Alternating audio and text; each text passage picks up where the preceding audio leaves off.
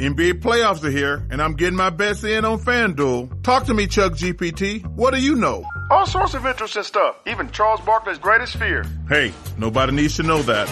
New customers bet $5 and get $200 in bonus bets if you win. FanDuel, America's #1 sportsbook. 21 plus and present in select states. Must be first online real money wager. $5 deposit required. Bonus issued is non-withdrawable bonus bets that expires 7 days after receipt. Restrictions apply. See full terms at FanDuel.com/sportsbook. Gambling problem? Call 1-800-GAMBLER.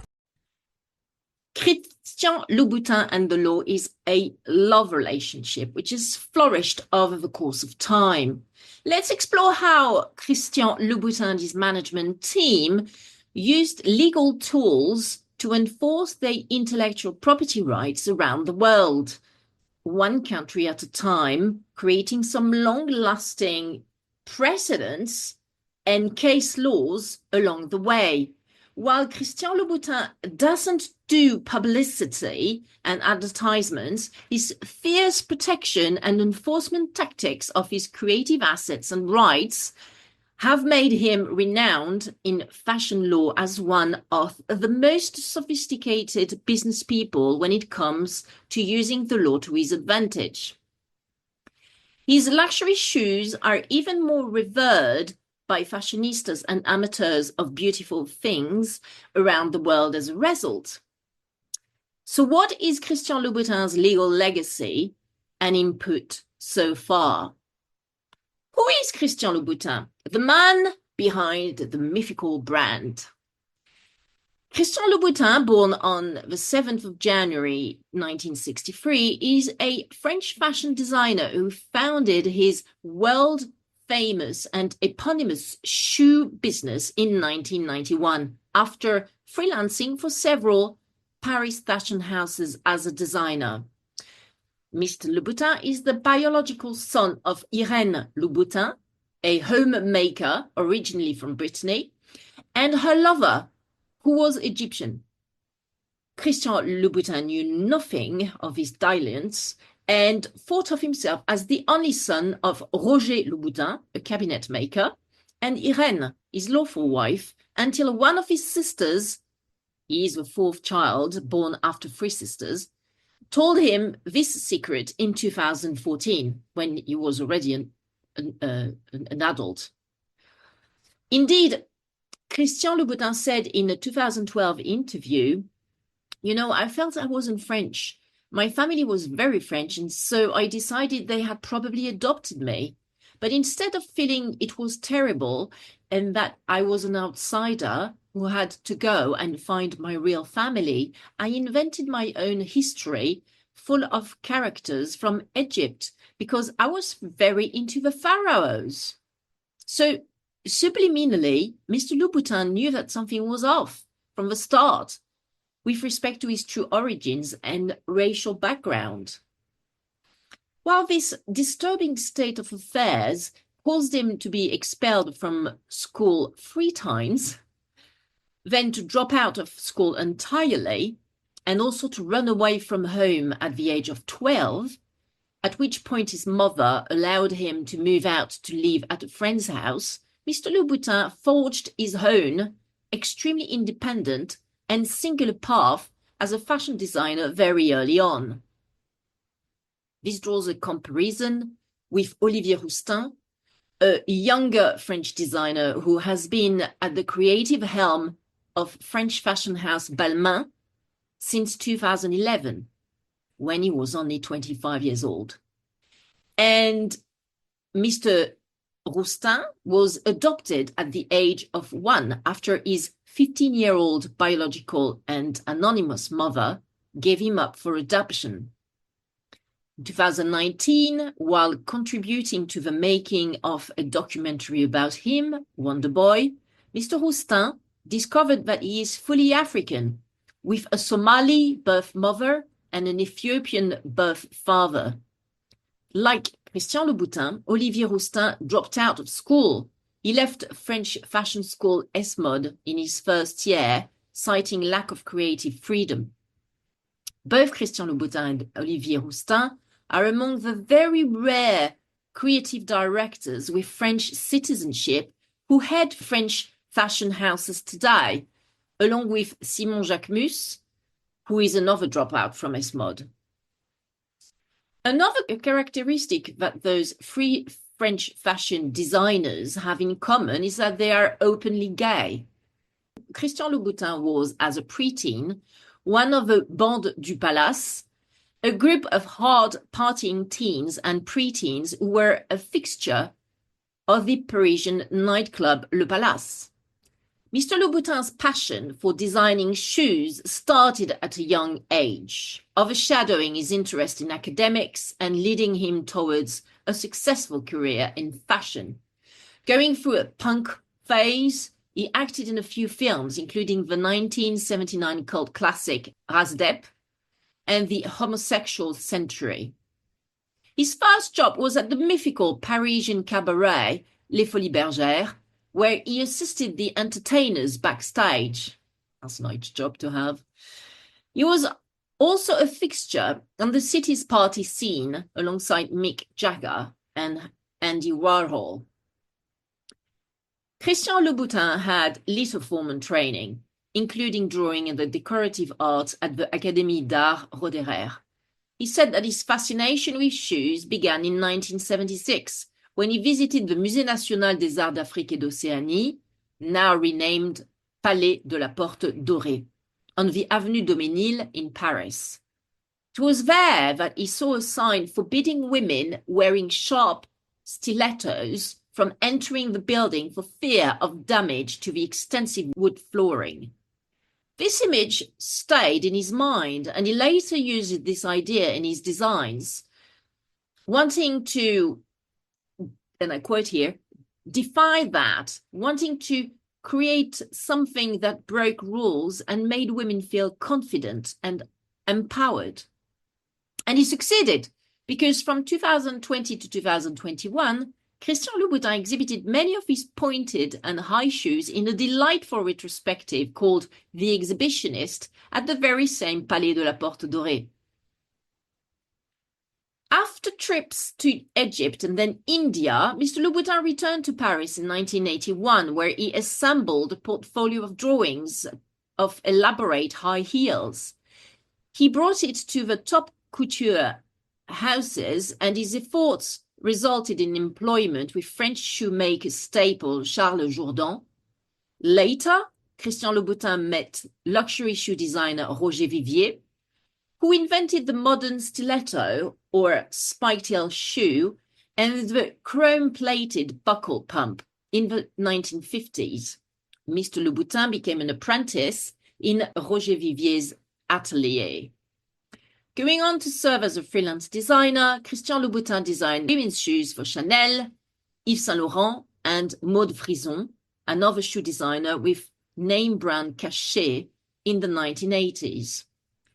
In the late 1980s, he turned away from fashion to become a landscape gardener and to contribute to Vogue, but missed working with shoes and therefore set up his own shoe business in 1991.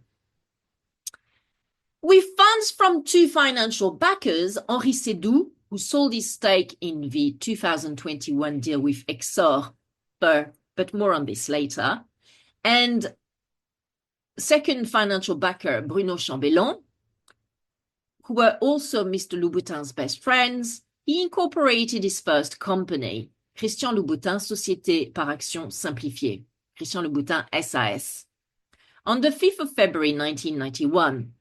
He also opened a Paris shoe boutique in the Galerie Véro-d'Auda, rue Jean-Jacques Rousseau, in the 1st arrondissement in November 1991. Princess Caroline of Monaco was his first customer and complimented his store one day when a fashion journalist was present. With his journalist's subsequent publication of a Princess Comments, helping greatly to increase Christian Louboutin's renown. Well-known fashionistas such as Diane von Furstenberg and Catherine Deneuve became devoted clients.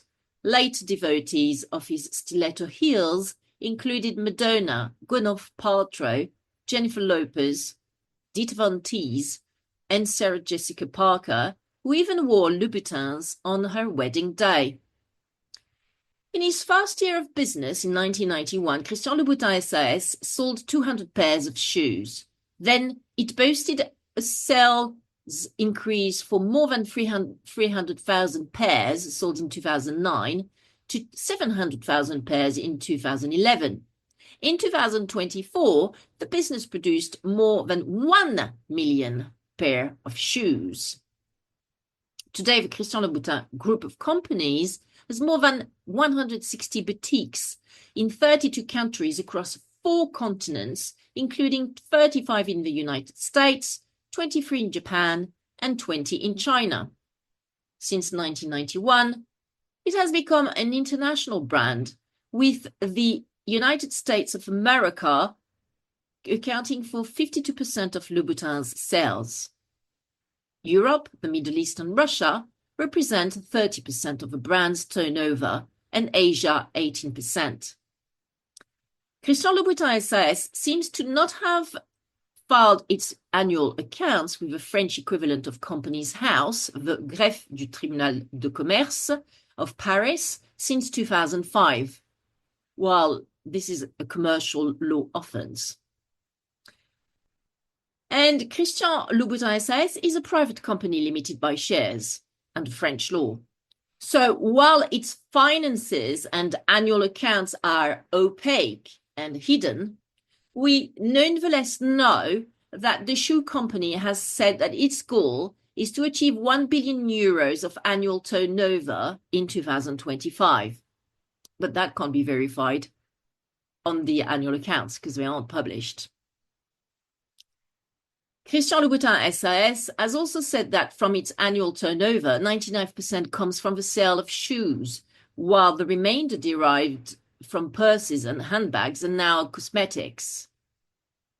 In 2009, wholesale purchases represented 88% of the business. Overseas, Christian Louboutin SAS has partnered with Pedder Group, so that's P-E-D-D-E-R Group, Pedder Group of Hong Kong, China, for distribution in the Asian markets, and the Shaloub Group of the United Arab Emirates for their representation in the Middle East. Today, the Christian Louboutin group of companies has over 1,900 employees worldwide, referred to as Loubies Angels. It has grown into a luxury fashion brand of footwear, handbags, and small leather goods, kids and pet accessories, cosmetics and perfumes, and accessories for men and women, which are mainly manufactured in Milan, Italy. However, Christian Louboutin does maintain a small atelier in the Galerie Véro d'Oda, Rue Jean-Jacques Rousseau, where his first store is still located for private customers and one-of-a-kind creations. Louboutins can sell from $800 and up, with crystal-encrusted pairs costing up to $6,000. The base price for a custom-made pair of Louboutins is $4,000. If a style already exists, it is the standard price plus 30%. Christian Louboutin SAS was valued at 3.2 billion euros in 2023 by Exor, the investment company of Italy's Agnelli family, which bought a 24% stake in 2021 for about $650 million. In particular, from Henri Sédou, one of the 2 initial financial backers who launched the business with Christian Louboutin in 1991, as mentioned before.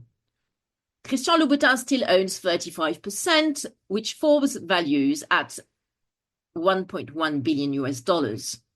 That stake makes up most of an estimated $1.2 billion fortune that includes other investments, such as the Vermelho Hotel, a luxury resort he opened in southern Portugal in 2023. Christian Louboutin topped the Luxury Institute's annual luxury brand status index for 3 years. The brand's offerings were declared the most prestigious women's shoes in 2007, 2008, and 2009. By 2011, Christian Louboutin became the most searched for shoe brand online. The Couture Council of a Museum at the Fashion Institute of Technology, FET, honored Christian Louboutin with its 2019 Couture Council Award for Artistry in Fashion in New York City on the 4th of September 2019. Two delightful retrospectives of his work took place, first at the Design Museum in London in 2011, and then at the Palais de la Porte Dorée in 2020, as mentioned before, which broke records for attendance and sealed Christian Louboutin's reputation as one of the most talented and fun shoe designers of the 21st century. So what's the management team like at Christian Louboutin? Christian Louboutin SAS is headed by luxury business veteran Alexis Moreau, CEO and president of the executive board, and Bruno Chambellan, president of the Surveillance Council and one of the two original financial backers in the Christian Louboutin business back in 1991. Christian Louboutin and Antoine Chambellan are both deputy managing directors and members of the executive board of Christian Louboutin SAS. Magali Clément, group head of human resources, Xavier Rago, general counsel group, Hugo Marchand, studio director, and Gilles Martoc, chief financial officer, are also all members of the executive board of Christian Louboutin SAS.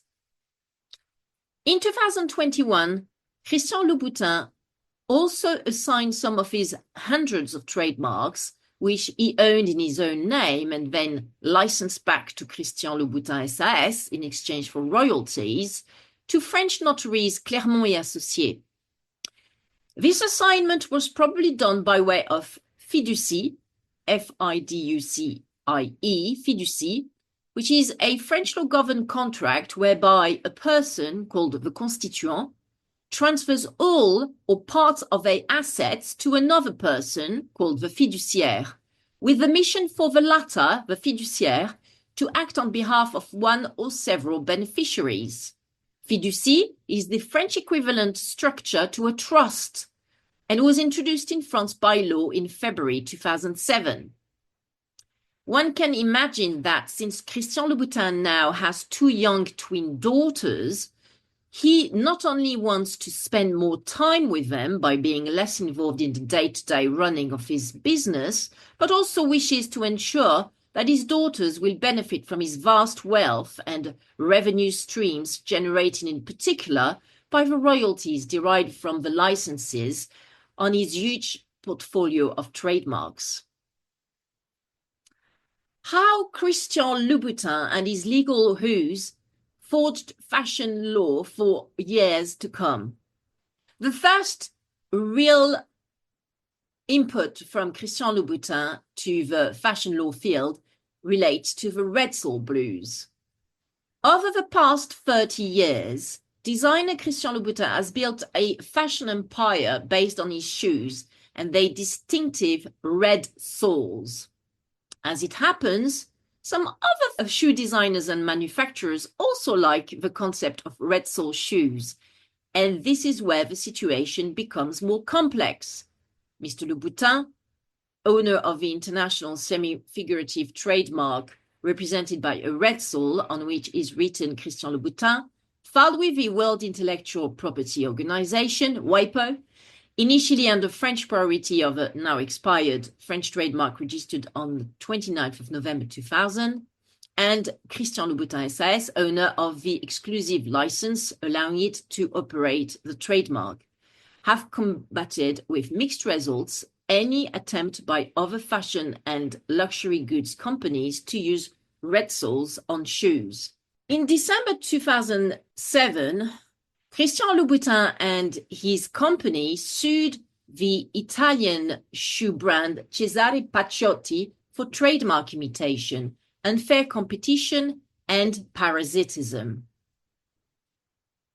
as well as damage allegedly done to the reputation of the Louboutin brand. However, the Paris Court of First Instance rejected these claims, which were based on Cesare Piacciotti's commercialization of one pair of red sole shoes. Mr. Louboutin and his company fared better in January 2011 when the Paris Court of First Instance ruled in their favor, finding that Eden Shoes had damaged the reputation of the famous Louboutin brand by using red soles, diminishing the trademark's attractiveness in customers' eyes by making it banal, and leading it to a loss of consumer interest and resulting business for Christian Louboutin SAS, the exclusive licensee of the trademark.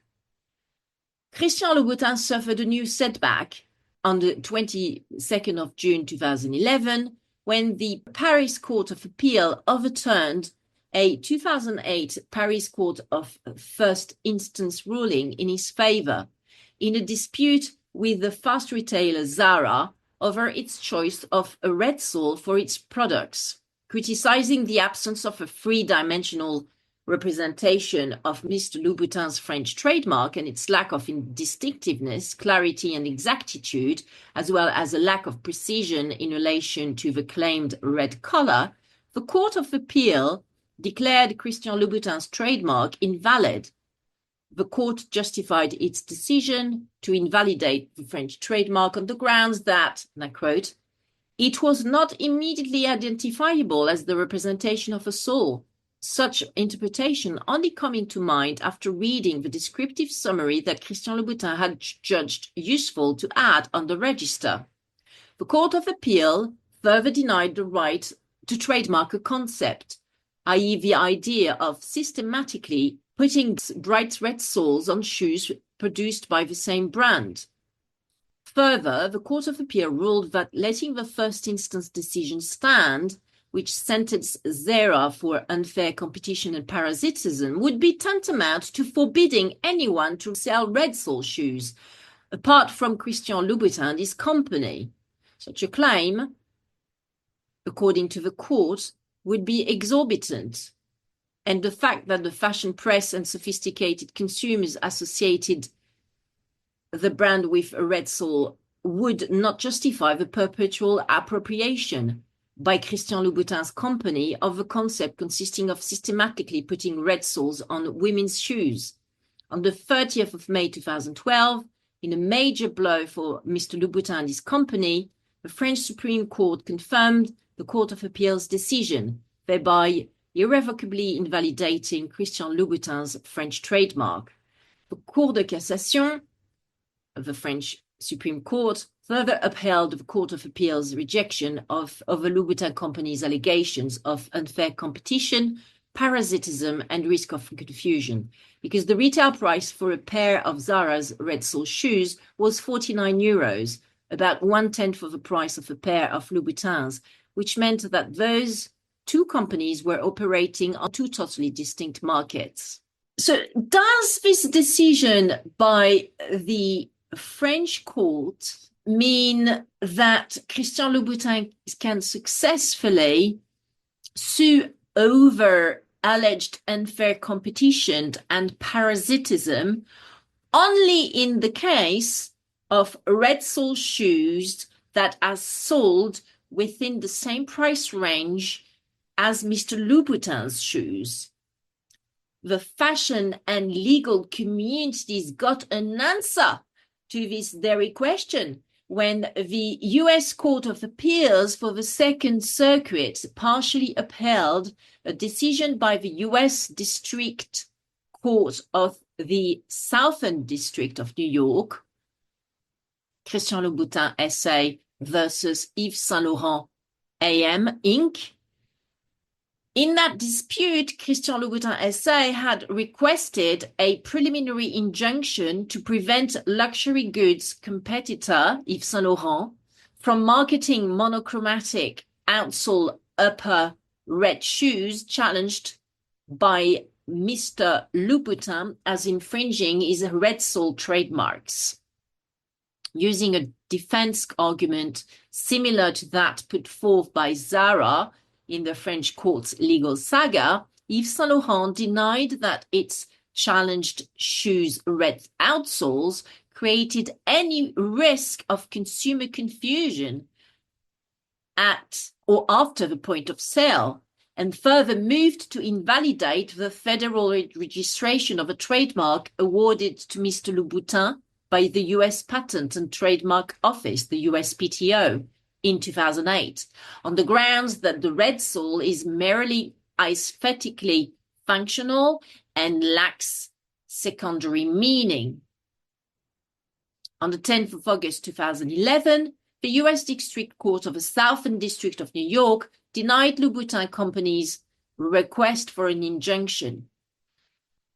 Southern District Judge Victor Marrero wrote, and I quote here, "Louboutin's claim to the color red is, without some limitation, overly broad and inconsistent with the scheme of trademark registration established by the Lanham Act. Awarding one participant in the designer shoe market a monopoly on the color red would unduly hinder competition among other participants."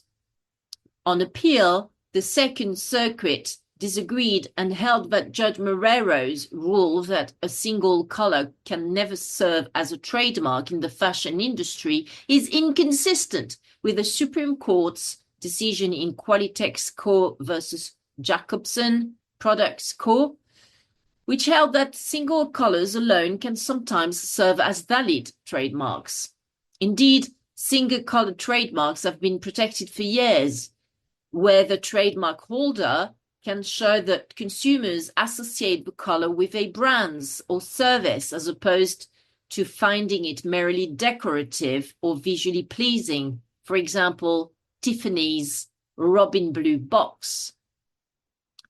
The Second Circuit found that the Qualitex decision requires an individual fact-based inquiry into whether consumers associate the single color with a trademark holder's brand or service. Further, the Second Circuit held that the functionality defense is an affirmative defense that courts must consider only after determining whether the trademark merits protection.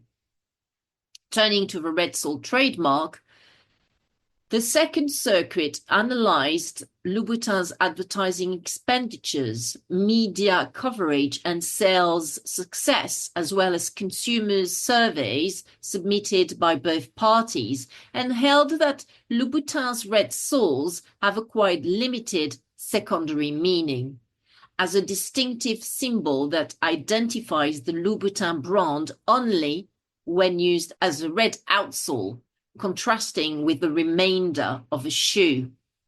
The Second Circuit ordered the USPTO to modify the red sole trademark to apply to situations only where the red lacquered outsole contrasts with the upper of a shoe.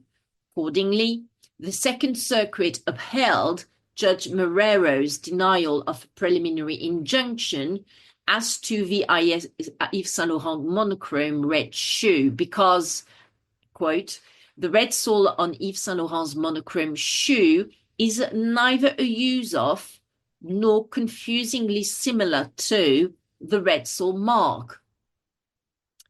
Smart Christian Louboutin got the lesson and swiftly filed with the French Institut National de la Propriété Intellectuelle and subsequently with WIPO, new trademarks of a red sole, which are three-dimensional and unambiguous and clearly set out the red color used by Mr. Louboutin by referring to an international color order system, in this case Pantone. Since the Yves Saint Laurent legal saga, Christian Louboutin has lodged other infringement lawsuits in Japan, China, Switzerland, Poland, and India with mixed results. Christian Louboutin versus ISO Collection Company is a Japan case which highlights the importance of and difficulties that come with registering as a trademark a single color in some countries. Securing a red sole trademark in Japan is difficult because the Japanese Patent Office, JPO, only registers color trademarks when 2 or more colors are involved. In 2015, Christian Louboutin attempted to file a trademark on his single color mark.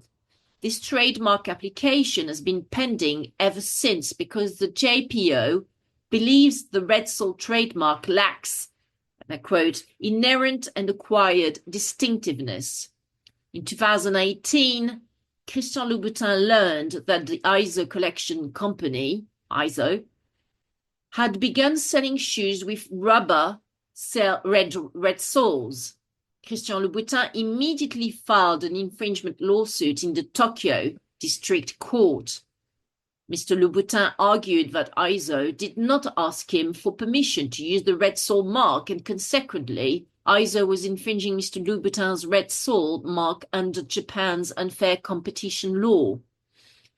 Christian Louboutin also presented a consumer survey to convince the court that consumers associate red sole shoes with his brand. However, the Tokyo District Court decided that the red sole mark of Mr. Louboutin does not warrant protection because shoes with red sole, and I quote here, have been widely distributed ever before the launch of Louboutin shoes in Japan. Mr. Louboutin's survey did not convince the Tokyo court that the 2 decades of use and advertisements categorize this Christian Louboutin's red sole as a distinct source indicator in Japan. Furthermore, the court said ISO's red bottom shoes cost significantly less and include red rubber soles, while Louboutin's have leather soles with a red lacquer coating on them. The Tokyo court did not believe that consumers could confuse Mr. Louboutin's expensive luxury red lacquered sole with a lower-priced ISO rubber red sole. The decision to dismiss Christian Louboutin's remedies request is consistent with the JPO's refusal to grant trademarks to single colors. Christian Louboutin's future infringement success in Japan therefore likely depends on JPO's extending protection to single color trademarks.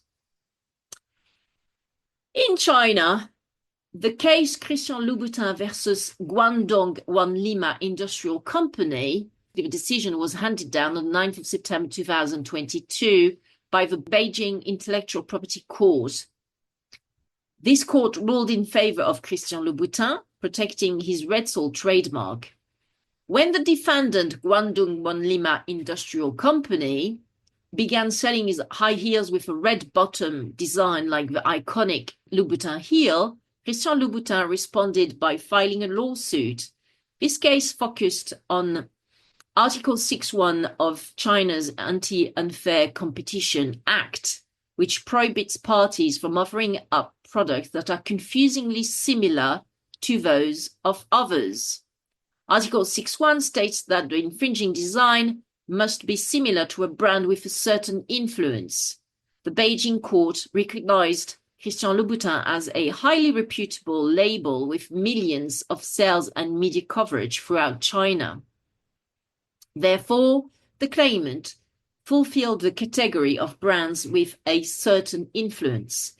Guangdong's strikingly similar red bottom design increased the likelihood that consumers could be confused about the course of the shoe and or their connection to Louboutin. The case resulted in Guangdong paying Christian Louboutin over $1 million in damages. Caching. Other Louboutin trademark issues occurred in Switzerland, Poland, and India. Poland and India both found trademark infringement, whereas Switzerland rejected Christian Louboutin's red sole trademark application, and consequently, its trademark enforcement efforts. The other legal input from Christian Louboutin relates to Amazon. This is the Christian Louboutin versus Amazon case. It is another essential legal input stemming from Christian Louboutin's legal battles, and it is the direct liability for trademark infringement of online retail platforms and marketplaces such as Amazon. Is it a trademark infringement to advertise, offer, stock, and ship products carrying a sign identical or similar to a registered trademark? Article 10 of the European Union Directive 2015 of 16th December 2015 to approximate the laws of a member state relating to trademarks. We're going to call it the Trademark Directive. And 9 of the EU regulation of 14th of June 2017 on the EU trademark, the EU TMR, provide that these activities are prima facie infringement. What if we ask the same question in relation to online marketplaces and retail platforms such as Amazon? Can such a platform be deemed to play an active role and be directly liable for trademark infringement if the product promoted, sold, stocked, and shipped through it is a counterfeit item? This is the key question asked by the Court of Justice of the EU via a preliminary question referred to and raised in Louboutin case 148/21, to be precise, dated 22nd of December 2022. This referral from Belgium was made in the context of proceedings that the famous Red Soul trademark owner had initiated against Amazon over third-party listings of counterfeit shoes on Amazon's platform and their stocking and delivery by Amazon through its Fulfillment by Amazon program. The referral is important because, firstly, national litigation has given contrasting answers to whether an online marketplace may bear direct liability for trademark infringement in relation to third-party listings. And secondly, the Court of Justice of the European Union, CJEU, had so far not explicitly gone as far as to say that operators of an online platform may be directly liable for trademark infringement together with users of their services. The situation in this respect appears different from copyright infringement, where the direct liability of platform operators for copyright infringement activities has been established first by the CJEU in its Pirate Bay decision and is now codified, so to speak, in Article 17 of the EU Directive of the 17th of April 2019 on the copyright and related rights in the single digital market. Another referral to the CJEU, the case 184/221, also relating to Louboutin, is from the Luxembourg's Tribunal d'Arrondissement, asking whether the operator of a hybrid marketplace should be considered directly liable for trademark infringement due to the presence of third-party listings of infringing goods on its platform, was joined to the previously mentioned referral C148/21 made in separate but highly similar proceedings pending between the same parties, i.e. Louboutin and Amazon, before the Tribunal de l'Entreprise francophone de Bruxelles. In a nutshell, these joint cases were asking the CJEU to determine whether, and if so, at what conditions, the operator of an online marketplace may be found liable under Article 9.2 of the EU TMR for the display of advertisements and the delivery of infringement goods that are offered for sale and placed on the market upon the initiative and under the control of independent and third-party sellers that use that operator's services. Article 9.2 of the EU TMR is the suite of provisions that entitles EU trademark owners the right to stop third parties from using any sign which is identical or similar to their trademarks in relation to goods or services that are identical or similar to those for which the EU trademark is registered. The answer? Yes.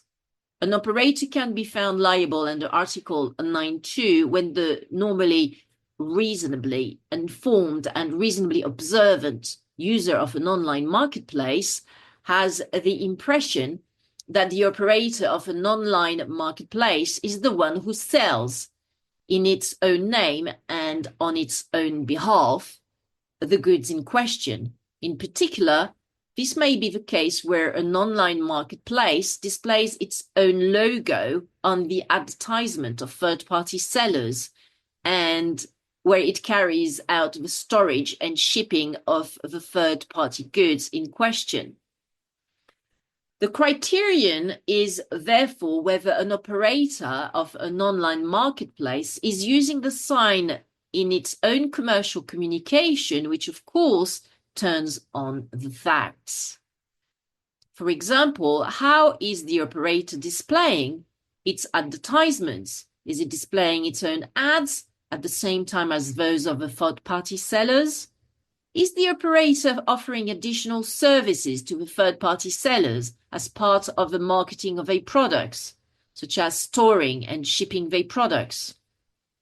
A press release from Christian Louboutin SAS stated that the decision will better protect manufacturers and consumers against the scourge of counterfeiting. Christian Louboutin remains committed to protecting its creativity and know-how, as well as those of all brands in the fight against counterfeiting. Its general counsel, Xavier Rago, stated that this was another victory in the fight against the scourge of counterfeiting, which will benefit all companies that strive for excellence and all consumers looking for authentic and quality products. After this decision of 22nd December 2022 from the Court of Justice of the European Union, it is down to the referring national court to decide whether the user has the necessary impression on the facts for there to be a finding of trademark infringement. However, Amazon got a lesson there because it was found liable by the CJEU should a normally informed and reasonably attentive user get the impression that it is Amazon that retails in its own name and on its behalf the Louboutin products offered for sale by third-party vendors. The particular factors informing that decision were the fact that Amazon used a uniform method of presenting the offers published on its website, regardless of whether the goods advertised were its own or third-party retailers. The fact that Amazon placed its own logo on all those advertisements. And the fact that Amazon offered third-party sellers additional services consisting of the storing and shipping of goods. This Louboutin versus Amazon CJEU case law is now often applied by EU national courts, such as, for example, the Hague District Court in its judgment of August 2023, which found that Frugo, FRWUUGO, an online marketplace, was not directly liable under trademark law for the advertisement and sale on its platform of products which infringed the trademarks of Audi and Volkswagen. Well done, Christian Louboutin. You have now ensured your posterity and legacy in three ways: by founding and developing a thriving luxury business, by having and parenting two kids, and by shaping the law of fashion and luxury goods on at least two very important grounds relating to the validity of color trademarks, and the liability for trademark infringement of online marketplaces, respectively. There may be a third legal saga looming on the horizon, since Christian Louboutin accused former employee Mehdi Mohamed Nasrallah of stealing and selling sample products in a new lawsuit lodged in December 2023 with a US court for the Southern District of New York. This is it from us at Crefovi for today, and we will be back live very soon. And if you want to support this show, please subscribe and like on Twitter, LinkedIn, Instagram, and Facebook. And also do follow us, Lawfully Creative, on Apple, Spotify, and other podcasting platforms. Bye!